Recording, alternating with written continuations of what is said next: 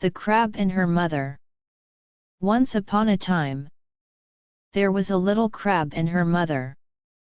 Every time the little crab tried to walk forward, she walked sideways.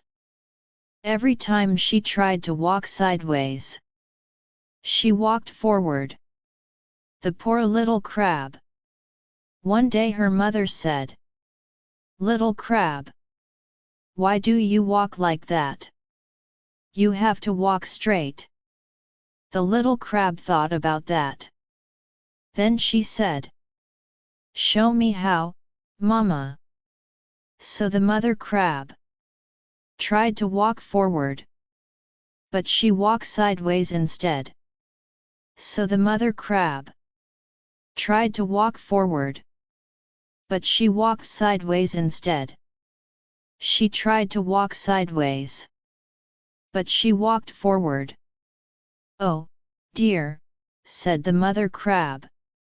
So the little crab said, "Mama, when you can walk straight, I'll follow you, and walk straight too."